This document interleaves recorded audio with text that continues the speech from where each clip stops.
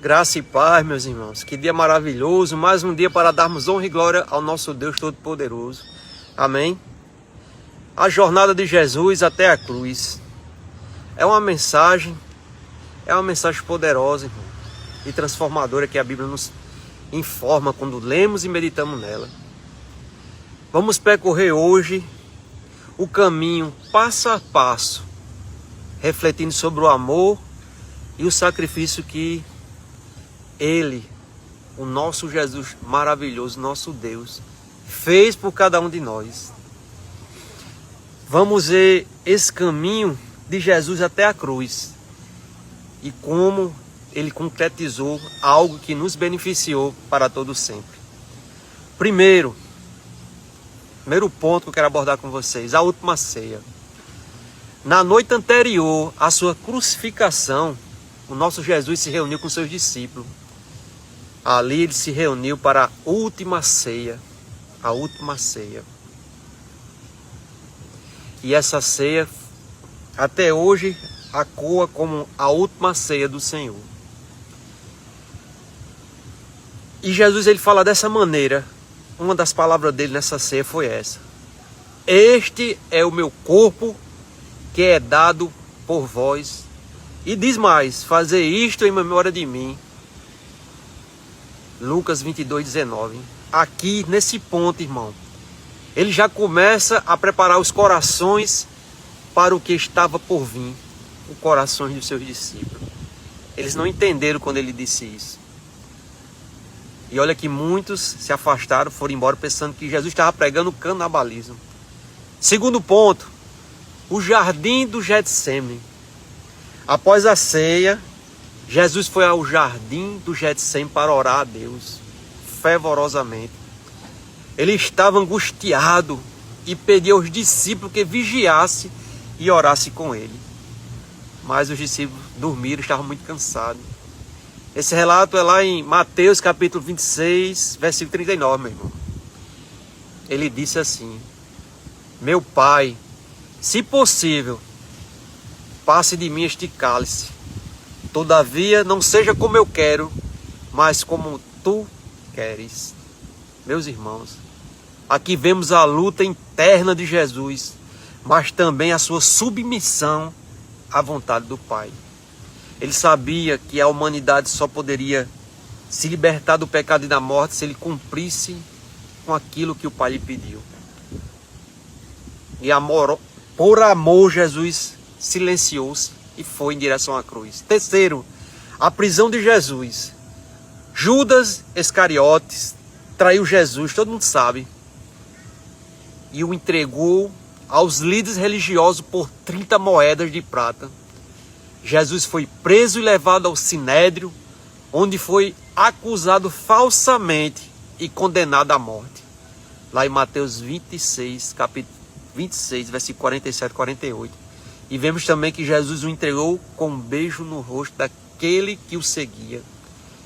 Judas seguia Jesus, viu os milagres, viu quanto Jesus era bom. Quarto, julgamento. Jesus foi levado a Pilatos, que não encontrou culpa nele, mas pressionado pela multidão decidiu entregar Jesus para ser crucificado conforme a vontade do povo ali. Aí Pilatos, para tirar sua culpa, deixou a multidão escolher. Olha só o que Pilatos fez: solta o malfeitor Barrabás e condena Jesus. Olha que tristeza, meu irmão. Aí o povo que viu os ensinamentos, os milagres e como Jesus alimentou a multidão, tanto fisicamente como espiritualmente, decidiu soltar Barrabás e condenar Jesus. Depois disso, Jesus foi açoitado e zombaram dele. Mateus 27, versículo 26 a 31. Que tristeza, né, meu irmão?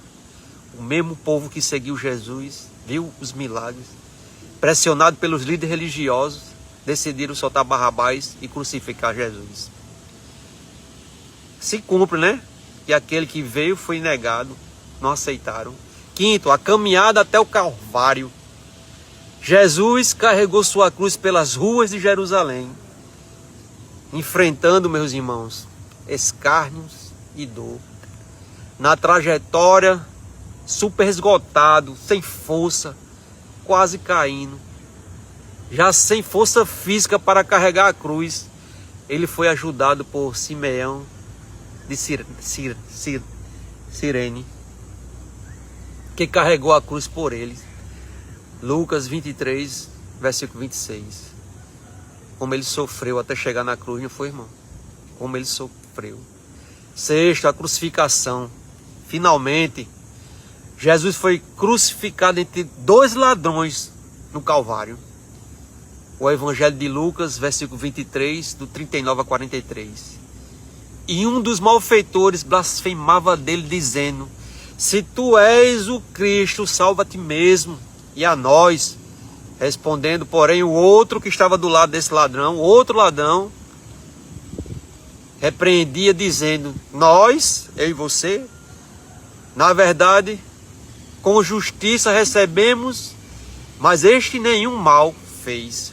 Jesus não fez nada para estar ali. Aquele povo que era crucificado era povo que foi julgado justamente e condenado, irmão. E Jesus não fez nada de errado. E disse a Jesus: Senhor, o ladrão que falou isso, Senhor, lembra-te de mim quando entrares no teu reino.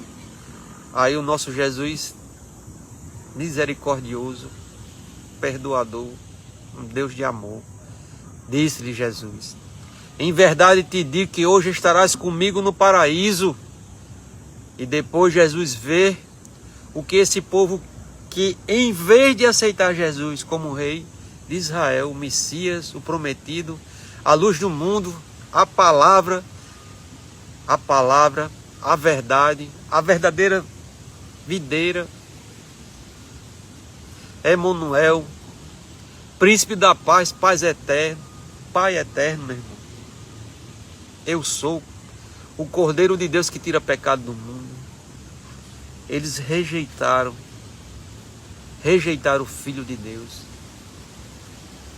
o Deus Filho, que habitou no meio de nós, carregou nossas dores e morreu na cruz para nos libertar. Esse povo rejeitou. Escolheram, em vez da luz, escolheram a escuridão. Mas mesmo assim, meu irmão, Jesus suplica para seu Pai, dessa maneira, no seu último suspiro: Pai, perdoe-lhes, porque não sabem o que fazem. Lucas 23, 34. Mesmo passando por todos esses maus tratos, sem merecer, ele ainda roga para o seu Pai, meus irmãos. E ainda diz para perdoar, porque eles não sabem o que estão fazendo. Meus irmãos, a morte de Jesus na cruz foi o sacrifício supremo por nossos pecados. Não tínhamos como pagar esse preço, mas Jesus pagou com a sua vida e nos libertou do pecado da morte. Dessa maneira que eu estou contando para vocês. Sétimo, a morte e ressurreição. Escute com atenção, meus irmãos. Após horas de agonia, Jesus entrega seu espírito e morre. E aí, no terceiro dia, ele ressuscitou, vencendo a morte e oferecendo a vida eterna a todos que creem nele. Mateus 8, 28, do versículo 5 ao 6. Mensagem poderosa, né, irmão? Uma mensagem de esperança para aqueles que estão passando por dificuldade, que estão passando por doenças terminais, que estão no leito da morte, lutando pela vida, que perdeu alguém na morte. O cumprimento das profecias. Olha só, meu irmão. Jesus não apenas cumpriu a missão de salvar a humanidade, entenda isso, mas também realizou as profecias que foram anunciadas século antes de seu nascimento. Aqui vamos refletir umas delas aqui. Isaías capítulo 53, versículo 5. Mas ele foi ferido por nossas transgressões, moído por nossas iniquidades. O castigo que nos traz a paz está sobre ele, e pelas suas pisaduras fomos sarados. Meus irmãos, essa profecia fala sobre o sofrimento do Messias, do nosso Jesus, e como ele levaria sobre si as nossas dores e pecados. O nosso Jesus, meus irmãos, cumpriu essa profecia ao ser crucificado da maneira que foi. Ele suportou a dor, a humilhação, mas por amor a nós. Ele podia muito bem desistir. Quero saber desse povo que está me maltratando, povo ingrato. Mas não, ele ficou em silêncio e suportou até o fim. Salmos 22, do versículo 16 ao 18. Escute, outra profecia que fala do Messias. Pois cães me rodearam, um bando de malfeitores me cercou, transpassaram minhas mãos e meus pés. Lembra o que fizeram com Jesus na cruz? Conto todos os meus ossos, eles olham e me observam. Repartem entre si as minhas vestes e lança sorte sobre a minha roupa. Tá vendo, meu? Que profecia, né? Que se cumpriu em Jesus. Essa profecia aí que eu acabei de falar, meu, descreve de forma vivida a crucificação de Jesus, onde ele foi cercado por aqueles que o desprezaram. Não foi isso que aconteceu? Ele teve suas vestes repartidas. É um cumprimento, meu irmão, dessa profecia. Estamos vendo de perto uma narrativa completa do que aconteceu com o nosso Salvador. A profecia mostra que tudo estava sob o controle de Deus. Nada estava fora do seu controle. Tudo tinha que acontecer em Jesus. Por isso que ele orou fervorosamente. Seu suor transformou-se em sangue. A angústia era muito grande. E que Jesus era verdadeiramente o Messias prometido. É isso que as profecias diziam. E foi assim que se cumpriu em Jesus. O amor de Jesus por nós, meu irmão, o amor do nosso Jesus por cada um de nós, suportou tudo isso por causa de cada um de nós.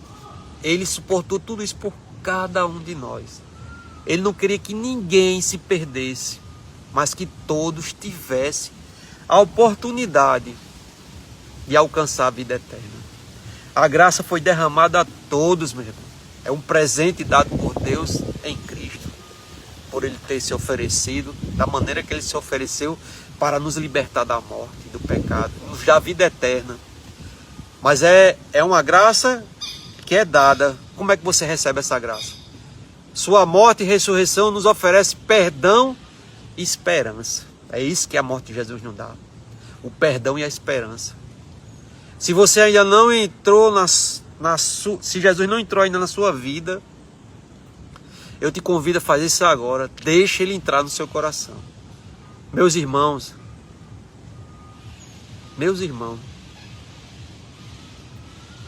você que está escutando essa mensagem agora, entenda, Jesus te ama.